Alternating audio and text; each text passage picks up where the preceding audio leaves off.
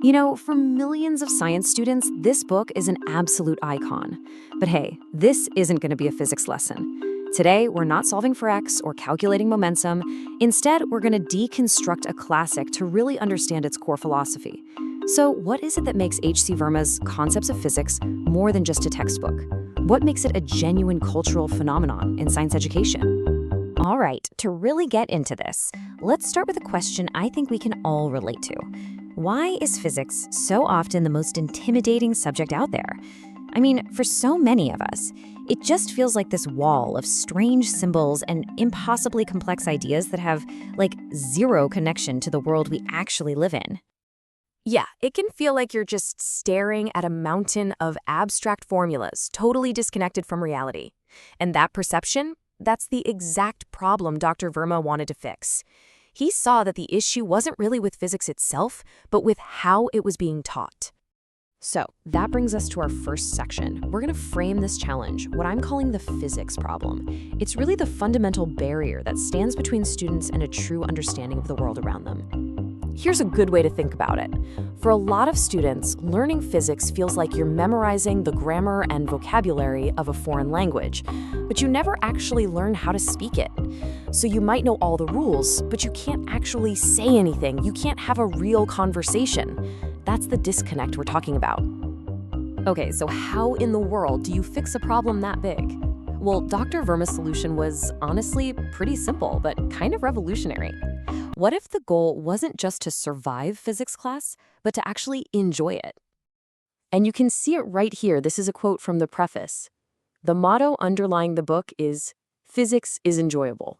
Now, I know that sounds super simple, right? But believe me, in the world of stuffy, intimidating textbooks, this was a huge deal. It wasn't just some marketing slogan. It was a promise that shaped every single page that followed.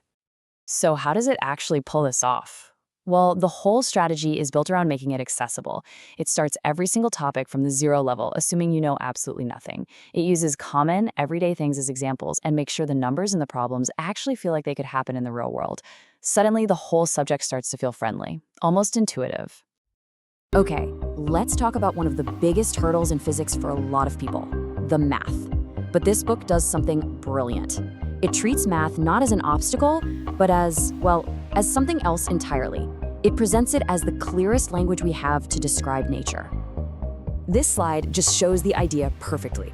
On the one hand, you could try to describe gravity with that long, kind of clunky sentence.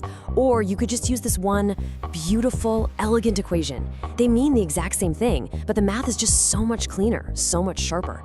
The book really teaches you to see the beauty in that simplicity. And that right there, that's the big mindset shift. The book makes it clear that math isn't the enemy. It's the clearest, most direct language we have to describe the universe. Learning it stops being a chore and starts feeling like you're being handed the keys to understanding everything. So this whole philosophy, this idea of making physics enjoyable and clear, it all leads to maybe the book's most famous feature, the exercises. And let me tell you, these are not your average homework problems. They're more like a full-on mental workout. See, the whole point here isn't just about getting the right answer to one specific question. It's about building that mental muscle, that strategic way of thinking, so you can tackle any problem, even ones you have never, ever seen before. And the way it does this is just genius. It's this three-tiered structure for the problems. First, you've got objective I.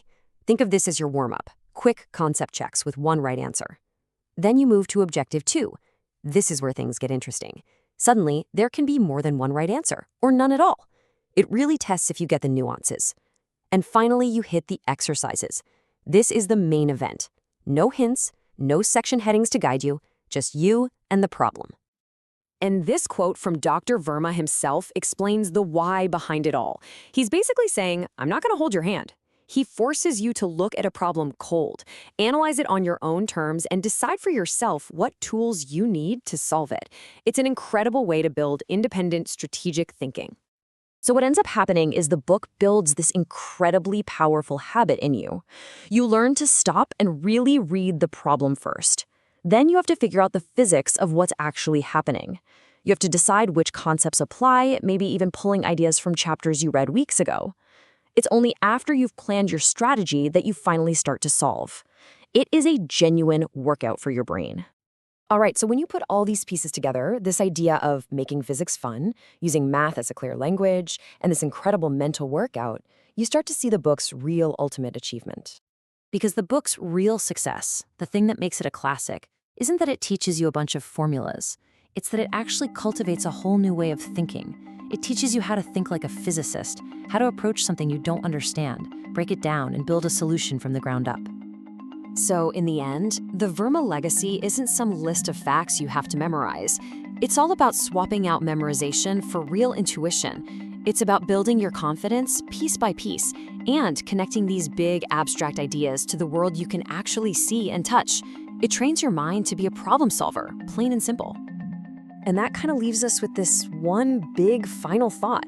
Concepts of Physics is so much more than a textbook, because it represents this powerful idea about education itself.